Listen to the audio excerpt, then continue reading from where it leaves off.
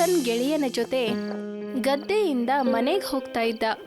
ಆಗ ಬಲರಾಮ್ ಕಿವಿಯಲ್ಲಿ ಯಾರೋ ಒಬ್ಳು ಹೆಂಗಸು ಜೋಗಳ ಹಾಡ್ತಿರೋದನ್ನ ಅವನಿಗೆ ಕೇಳ್ಬರುತ್ತೆ. ಶ್ರೀ ಚಕ್ರಧಾರಿಗೆ ಶಿರಬಾಗಿಲಾಲಿ, ರಾಜೀವ ನೇತ್ರನಿಗೆ ರಮಣೀಯ ಲಾಲಿ, ಹಾಲ್ಗೆಣ್ಣೆ ಕೃಷ್ಣನಿಗೆ ಹಾಲ್ಜೇನ ಲಾಲಿ, ಜಗವಾಳು ಸ್ವಾಮಿಗೆ ಪದಮಾಲೆ ಲಾಲಿ, ಶ್ರೀ ಚಕ್ರಧಾರಿಗೆ ಶಿರಬಾಗಿಲಾಲಿ, ರಾಜೀವ ನೇತ್ರನಿಗೆ ರಮಣೀಯ ಲಾಲಿ, ಲಾಲಿ ಲಾಲಿ ಜೋ ಜೋ ಜೋ ಜೋ, ಲಾಲಿ ಲಾಲಿ ಜೋ ಜೋ ಜೋ ಜೋ, ಲಾಲಿ ಲಾಲಿ ಜೋ ಜೋ ಜೋ ಜೋ, ಲಾಲಿ ಲಾಲಿ. ಜೋಗುಳ ಹಾಡು ಕೇಳಿಸ್ಕೊಂಡು ಬಲರಾಮ್ ಬಿರ್ಜುಗೆ ಹೇಳ್ತಾನೆ, ಬಿರ್ಜು, ಇಂಥ ರಾತ್ರಿಲಿ ತನ್ನ ಮಗುನ ಮಲಗಿಸೋದಕ್ಕೆ ನಮ್ಮೂರಲ್ಲಿ ಈ ಹಾಡು ಯಾರು ಹಾಡ್ತಾ ಇರೋದು? ಬಲರಾಮ್ ಮಾತು ಕೇಳಿಸ್ಕೊಂಡು ಬಿರ್ಜುಗೆ ಆಶ್ಚರ್ಯ ಆಗುತ್ತೆ. ಇದೇನಂತ ಮಾತಾಡ್ತಿದ್ಯಾ ಬಲರಾಮಣ್ಣ? ನನಗಂತೂ ಯಾವ ಹಾಡು ಕೇಳಿಸ್ಲಿಲ್ವಲ್ಲ. ಆದ್ರೆ ಬಲರಾಮ್ ಕಿವಿಯಲ್ಲಿ ಪದೇ ಪದೇ ಆ ಜೋಗುಳ ಹಾಡು ಕೇಳ್ತಾನೇ ಇತ್ತು. ವಿಚಿತ್ರವಾಗಿದೆ, ನಿನಗೆ ಕೇಳಿಸಿಲ್ವಾ? ಆದ್ರೆ ನನಗೆ ಇನ್ನೂ ಕೇಳಿಸ್ತಾ ಇದೆಯಲ್ಲ. ಆಗ ಬಲರಾಮ್ನ ಕಣ್ಣು ತುಂಬಾ ವರ್ಷಗಳಿಂದ ಪಾಳ್ ಬಿದ್ದಿರೋ ಮನೆ ಮೇಲೆ ಬೀಳುತ್ತೆ. ಬಿರ್ಜು, ಹಾಡು ಬರ್ತಾ ಇರೋದು ಅಲ್ಲಿ ಕಾಣಿಸ್ತಾ ಇದೆಯಲ್ಲ, ಆ ಮನೆಯಿಂದ. ಏನ್ ಹುಚ್ಚಿಡ್ದಿದ್ಯಾ ಬಲರಾಮ? ಆ ಮನೆ ಎಷ್ಟೋ ವರ್ಷಗಳಿಂದ ಖಾಲಿ ಬಿದ್ದಿದೆ. ಬಿರ್ಜು, ರಾತ್ರಿ ಮನೆಗೆ ಹೋಗಿ ನಿಮ್ಮಮ್ಮನ ಹತ್ರ ಕಿವಿಗೆ ಸ್ವಲ್ಪ ಎಣ್ಣೆ ಹಾಕಿಸ್ಕೊ. ನಿನಗೆ ಕಿವಿನೇ ಕೇಳಿಸ್ತಾ ಇಲ್ಲ. ಇಷ್ಟು ಹೇಳಿ ಬಲರಾಮ ತುಂಬಾ ವರ್ಷಗಳಿಂದ ಪಾಳ್ ಬಿದ್ದಿರೋ ಮನೆ ಹತ್ರ ಹೋಗ್ತಾನೆ. ಒಳಗಡೆ ಇರೋ ದೃಶ್ಯನ ನೋಡಿ ಆಶ್ಚರ್ಯದಿಂದ ನೋಡ್ತಾ ನಿಲ್ತಾನೆ. ಬಲರಾಮ್ ನೋಡ್ತಾನೆ, ಒಬ್ಳು ಸುಂದರವಾದ ಹೆಂಗಸು ಜೋಗುಳ ಹಾಡ್ತಾ ಮಗುನ ಮಲಗಿಸ್ತಾ ಇರ್ತಾಳೆ. ಬಲರಾಮ್ ಆ ಸುಂದರವಾದ ಹೆಂಗಸನ್ನ ನೋಡಿ ಹೇಳ್ತಾನೆ, ನಿನ್ನ ಹಾಡು ತುಂಬಾ ಸುಂದರವಾಗಿದೆ. ಅಷ್ಟೇ ಅಲ್ಲ, ನಿನ್ನ ಹಾಡು ತುಂಬಾ ಸೊಗಸಾಗಿ ಕೇಳಿಸ್ತಾ ಇದೆ. ಒಂದ್ ರೀತಿ ಹೇಳ್ಬೇಕು ಅಂದ್ರೆ ನನಗೂ ಕೂಡ ನಿದ್ದೆ ಬರಕ್ ಶುರು ಆಯ್ತು. ಸರಿ, ಒಂದ್ ಮಾತು ಹೇಳು, ಈ ಮನೆ ತುಂಬಾ ವರ್ಷಗಳಿಂದ ಖಾಲಿನೇ ಇತ್ತಲ್ಲ? ಬಲರಾಮ್ ಮಾತನ್ನ ಕೇಳಿ ಆ ಹೆಂಗಸು ವಿಚಿತ್ರವಾಗಿ ನಗ್ತಾ ಬಲರಾಮ್ಗೆ ಹೇಳ್ತಾಳೆ, ನನ್ ಜೋಗುಳ ಕೇಳಿ ಮಕ್ಕಳಿಗಷ್ಟೇ ಅಲ್ಲ, ದೊಡ್ಡೋರ್ಗೂ ಕೂಡ ನಿದ್ದೆ ಬರುತ್ತೆ. ಆದ್ರೆ ಅದು ಸಾಮಾನ್ಯವಾಗಿರೋ ನಿದ್ದೆ ಅಲ್ಲ. ಏನಂದೆ? ಅದನ್ನ ಸಾವಿನ ನಿದ್ದೆ ಅಂತ ಹೇಳ್ತಾರೆ. ಸ್ವಲ್ಪ ಹೊತ್ತಲ್ಲೇ ಅಲ್ಲಿರೋ ವಾತಾವರಣ ಬದಲಾಯಿತು. ಬಲರಾಮ್ ಸುತ್ತಮುತ್ತ ನೋಡಿದಾಗ ಅದು ಪಾಳ್ ಬಿದ್ದಿರೋ ಮನೆಯಾಗಿ ಮತ್ತೆ ಬದಲಾಯಿತು. ಆ ಮನೆಯಲ್ಲಿ ಜೇಡರ ಬಲೆಗಳು ಅಲ್ಲಲ್ಲಿ ಕಾಣಿಸ್ಕೊಂಡ್ವು. ನೋಡುತ್ತಿದ್ದಂತೆ ಆ ಹೆಂಗಸಿನ ಮುಖ ತುಂಬಾ ಭಯಾನಕವಾಗಿ ಬದಲಾಗೋದನ್ನ ಕಾಣಿಸ್ತು. ಸ್ವಲ್ಪ ಹೊತ್ತು ಬಲರಾಮ್ನ ಕಿರುಚಾಟ ಇಡೀ ಊರು ತುಂಬಾ ಕೇಳಿಬಂತು. ಮಾರನೆಯ ದಿನ ಬಲರಾಮ್ನ ಶವ ಆ ಮನೆಯ ಹೊರಗಡೆ ತುಂಬಾ ಭಯಂಕರವಾಗಿ ಬಿದ್ದಿತ್ತು. ಬಲರಾಮ್ನ ಹೆಂಡತಿ ಬಿಂದಿಯ ತುಂಬಾನೇ ದುಃಖದಿಂದ ಅಳ್ತಾ ಇದ್ಲು. ನನ್ ಗಂಡನ ಯಾರು ಸಾಯಿಸಿದ್ದು? ಇಷ್ಟೊಂದು ಕ್ರೂರವಾಗಿ ಅವರನ್ನ ಯಾರು ಸಾಯಿಸಿದ್ದು? ನನ್ ಗಂಡ ಯಾರ ಸುದ್ದಿಗೂ ಹೋಗ್ತಾ ಇರ್ಲಿಲ್ಲ. ಆಗ ಊರಿನ ಮುಖ್ಯಸ್ಥ ಬಿಂದಿಯಾಗೆ ಹೇಳ್ತಾನೆ, ಬಿಂದಿಯಾ, ಅಳ್ಬೇಡ ಬಿಂದಿಯಾ, ದೇವ್ರು ನಮ್ಮ ಹಣೆಯಲ್ಲಿ ಹೀಗೆ ಬರ್ದಿರ್ಬೇಕು ಅನ್ಸುತ್ತೆ. ಇಷ್ಟು ಹೇಳಿ ಮುಖ್ಯಸ್ಥ ಬಿರ್ಜುನ ಮುಖ ನೋಡ್ತಾನೆ. ತನ್ನ ಗೆಳೆಯನಾದ ಬಲರಾಮ್ನ ಶವವನ್ನ ಅಲ್ಲೇ ನೋಡ್ತಾ ನಿಂತಿದ್ದ. ನೆನ್ನೆ ರಾತ್ರಿ ಬಲರಾಮನ್ ಜೊತೆ ಇದ್ದಿದ್ದು ನೀನೇ ಅಲ್ವಾ ಬಿರ್ಜು? ನನಗೆ ಹೇಳು, ಏನಾಯ್ತು ಅಂತ. ಮುಖ್ಯಸ್ಥರೇ, ಬಲರಾಮಂಗೆ ಯಾವುದೋ ಹೆಂಗಸಿನ ಧ್ವನಿ ಕೇಳಿಸ್ತಂತೆ. ಅವಳು ಹಾಡು ಹಾಡ್ತಿದ್ಲಂತೆ. ಏನ್ ಹುಚ್ಚಿನ ತರ ಮಾತಾಡ್ತಿದ್ಯಾ ನೀನು? ನಮ್ಮೂರಲ್ಲಿ ಯಾವ ತಾಯಿ ಕೂಡ ತನ್ನ ಮಗುವಿಗೆ ಮಲಗೋದಕ್ಕೆ ಹಾಡು ಹೇಳಲ್ವಲ್ಲ. ಮುಖ್ಯಸ್ಥರೇ, ವಿಚಿತ್ರವಾದ ವಿಷಯ ಏನು ಅಂದ್ರೆ ಆ ಹಾಡು ಕೇವಲ ಬಲರಾಮನ್ಗೆ ಮಾತ್ರ ಕೇಳಿಸ್ತಾ ಇತ್ತು, ನನಗೆ ಕೇಳಿಸ್ಲೇ ಇಲ್ಲ. ಮತ್ತೆ ಹಾಡು ಬರ್ತಾ ಇರೋ ಶಬ್ದ ಇದೇ ಮನೆಯಿಂದ ಬರ್ತಾ ಇತ್ತು. ಇದು ಎಷ್ಟೋ ವರ್ಷಗಳಿಂದ ಖಾಲಿ ಬಿದ್ದಿದೆಯಲ್ಲ. ಈಗಂತೂ ಅಸಾಧ್ಯ. ನನ್ನ ವಯಸ್ಸು ಈಗ 70 ವರ್ಷ ಆಗಿದೆ. ಮತ್ತೆ ನಾನು ಚಿಕ್ಕ ವಯಸ್ಸಿಂದಾನು ಈ ಮನೆ ಖಾಲಿರೋದನ್ನೇ ನೋಡಿರೋದು. ಮುಖ್ಯಸ್ಥನ ಮಾತು ಕೇಳಿ ಇಡೀ ಊರು ಶಾಂತವಾಗಿ ಕಂಡುಬಂತು. ಸ್ವಲ್ಪ ಹೊತ್ತಲ್ಲೇ ಬಲರಾಮ್ನ ಅಂತಿಮ ಸಂಸ್ಕಾರ ಮಾಡಾಯಿತು. ದಿಶಾ ಕಾರಲ್ಲಿ ಕುತ್ಕೊಂಡು ಊರಿನ ಸೌಂದರ್ಯವನ್ನು ಸವಿತಾ ಖುಷಿ ಪಡ್ತಾ ಇದ್ಲು. ಕಾರ್ ದಿಶಾನ ಗಂಡ ಅರ್ಜುನ್ ಓಡಿಸ್ತಾ ಇದ್ದ. ಹಿಂದಿನ ಸೀಟಿನಲ್ಲಿ ಅರ್ಜುನ್ ತಮ್ಮ ಅಭಿಮನ್ಯು ತನ್ನ ಮೊಬೈಲ್ ಅನ್ನ ನೋಡ್ತಾ ಕೂತಿದ್ದ. ಹಳ್ಳಿ ಜೀವನದಲ್ಲಿ ಒಂದ್ ವಿಷಯ ತುಂಬಾ ಚೆನ್ನಾಗಿರುತ್ತೆ. ಯಾವ ವಿಷಯ? ಏನಂದ್ರೆ ಹಳ್ಳಿನಲ್ಲಿ ಪೊಲ್ಯೂಷನ್ನೇ ಇರಲ್ಲ, ಶುದ್ಧವಾದ ಗಾಳಿ ಮತ್ತೆ ಅಟ್ಮಾಸ್ಫಿಯರ್ ತುಂಬಾ ಚೆನ್ನಾಗಿರುತ್ತೆ. ಅದಕ್ಕೆ ನಾನು ನಿನ್ನ ಇಲ್ಲಿ ತನಕ ಕರ್ಕೊಂಡು ಬಂದಿದ್ದೀಶಾ. ಆಗ ಕಾರಿನ ಹಿಂದಿನ ಸೀಟಿನಲ್ಲಿ ಕೂತಿರೋ ಅಭಿಮನ್ಯು ಅರ್ಜುನ್ಗೆ ಹೇಳ್ತಾನೆ, ಅಣ್ಣ, ನನಗೆ ಒಂದು ವಿಷಯ ಅರ್ಥ ಆಗ್ತಾ ಇಲ್ಲ. ನೀವೀಗ ಯಾವ ಊರಿಗೆ ಹೋಗ್ತಾ ಇದ್ದೀರೋ ಆ ಊರಲ್ಲಿ ನಮ್ದು ಹಳೆ ಪ್ರಾಪರ್ಟಿ ಇದೆಯಲ್ಲ, ಮತ್ತಿದ್ದಕ್ಕಿದ್ದಾಗೆ ನಿಮ್ಗೆ ಅದನ್ನ ಮಾರೋ ಅಂತ ಮನ್ಸು ಹೇಗೆ ಬಂತು? ಅಭಿಮನ್ಯು ಹೇಳ್ತಾರೆ, ನಮ್ಮ ಮುತ್ತಾತ ಆ ಊರಿನ ಜಮೀನ್ದಾರ್ ಆಗಿದ್ರಂತೆ. ಆ ಜಮೀನ್ನ ಅವ್ರ ಕಾಲದಲ್ಲೇ ಖರೀದಿ ಮಾಡಿದಂತೆ.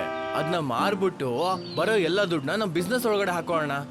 ಅದೇನೋ ಸರಿ, ಆದ್ರೆ ಭೂಮಿ ಮಾರೋದಕ್ಕೆ ತುಂಬಾ ಟೈಮ್ ಆಗುತ್ತೆ ಅಲ್ವಾ? ಅಲ್ಲಿವರೆಗೂ ನಾವೆಲ್ಲಿರೋದು? ಊರಲ್ಲಿ ಅಶೋಕ್ ಅನ್ನೋ ಅಂತ ಒಬ್ಬ ವ್ಯಕ್ತಿ ಹತ್ರ ನಾನು ಮಾತಾಡಿದೆ. ಅಶೋಕು ಸಿಟಿಯಲ್ಲೇ ವಾಸ ಮಾಡೋದು. ಅವನು ನನಗೆ ಅವನ ಮನೆ ಬೀಗ ಕೂಡ ಕೊಟ್ಟಿದ್ದಾನೆ. ಒಂದ್ ವೇಳೆ ಅವ್ನು ನಮ್ಗೆ ಸಿಗ್ಲಿಲ್ಲ ಅಂದ್ರೆ ನಾವು ಆರಾಮಾಗಿ ಅವನ ಮನೇಲಿ ವಾಸ ಮಾಡ್ಬೋದು ಅಂತ, ಮತ್ ನಮ್ಗೆ ಯಾವುದೇ ತೊಂದರೆ ಆಗ್ಬಾರ್ದು ಅಂತ. ಅವನೇ ನಮ್ಮ ಜಮೀನ ಮಾರೋದಕ್ಕೆ ನಮ್ಗೆ ಸಹಾಯ ಮಾಡ್ತಾನೆ. ನೋಡು, ಮಾತಾಡ್ತಾ ಮಾತಾಡ್ತಾ ಊರೊಳಗೆ ಬಂದ್ಬಿಟ್ವಿ ನಾವು. ಆಗ ದಿಶಾ ಅರ್ಜುನ್ಗೆ ಹೇಳ್ತಾಳೆ, ಅರ್ಜುನ್ ಕಾರ್ ನಿಲ್ಸು. ಏನ್ ನೋಡ್ತಾ ಇದೀಯಾ? ಅಲ್ಲಿ ನೋಡು ಆ ಸ್ಮಶಾನ. ನನಗನ್ಸುತ್ತೆ ಈ ಹಳ್ಳಿನಲ್ಲಿ ತುಂಬಾನೇ ಸಾವುಗಳು ಆಗಿರ್ಬೋದು. ನಿನಗೆ ಕಾಣಿಸ್ತಿಲ್ವಾ? ಅಲ್ಲಿ ನೋಡು, ಹೆಣ ಸುಡ್ತಿದ್ದಾರೆ. ಕಮಾನ್ ದಿಶಾ, ಹೊಲ ನೋಡ್ತಾ ನೋಡ್ತಾ ನೀನ್ ಏನ್ ನೋಡಕ್ ಶುರು ಮಾಡ್ದೆ? ಈಗ ನಡಿ.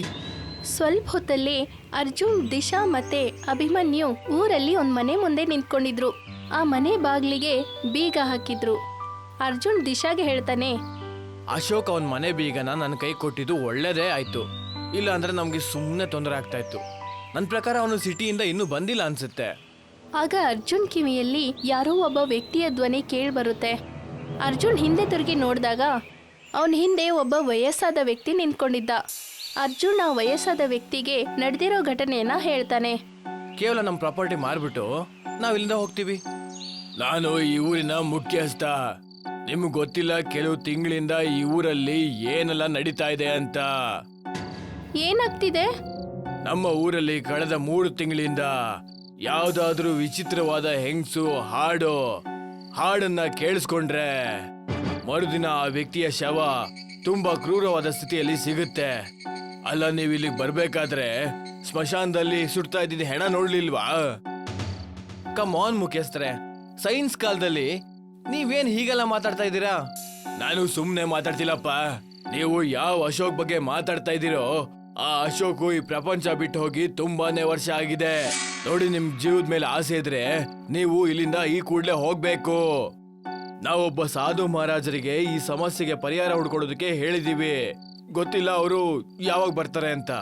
ಇಷ್ಟ ಹೇಳಿ ಊರಿನ ಮುಖ್ಯಸ್ಥ ಅಲ್ಲಿಂದ ವಾಪಸ್ ಹೋಗ್ತಾನೆ. ಅರ್ಜುನ್, ದಿಶಾ, ಅಭಿಮನ್ಯು ಮನೆ ಒಳಗಡೆ ಹೋಗ್ತಾರೆ. 3 ಜನ ರಾತ್ರಿ ಮಲ್ಕೊಂಡಾಗ ಆಗ ಯಾರೋ ಒಬ್ಳು ಹೆಂಗಸು ಹಾಡ್ತಿರೋದನ್ನ ಆ 3 ಜನ ಕಿವಿಗೆ ಬೀಳುತ್ತೆ. ಆಗ 3 ಜನ ಎದ್ದೇಳ್ತಾರೆ. ಶ್ರೀ ಚಕ್ರಧಾರೆಗೆ ಶಿರಬಾಗಿಲಾಲಿ,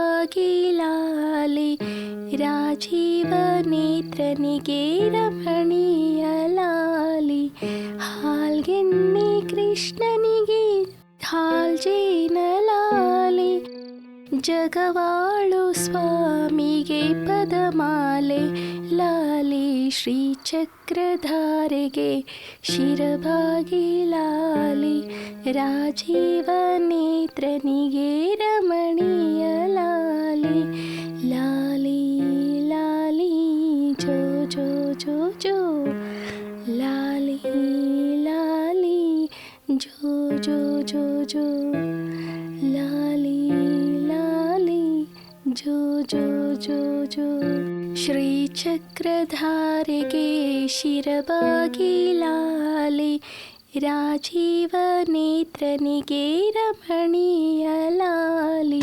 ಆ ಧ್ವನಿ ಕೇಳಿಸ್ಕೊಂಡು ಆ 3 ಜನಕ್ಕೆ ತುಂಬಾನೇ ಆಶ್ಚರ್ಯ ಆಯಿತು. ಅರ್ಜುನ್ ಮತ್ತೆ ಅಭಿಮನ್ಯು ಮನೆಯಿಂದ ಆಚೆ ಬಂದ್ರು. ದಿಶಾಗೆ ಇಷ್ಟ ಇಲ್ಲ ಅಂದ್ರೂ ಕೂಡ ಅವ್ರ ಹಿಂದೆನೇ ಹೋದ್ಲು. ಸ್ವಲ್ಪ ಹೊತ್ತಲ್ಲೇ ಆ 3 ಜನ ಪಾಳ್ ಬಿದ್ದಿರೋ ಮನೆಯಲ್ಲಿ ಬಂದು ನಿಲ್ತಾರೆ.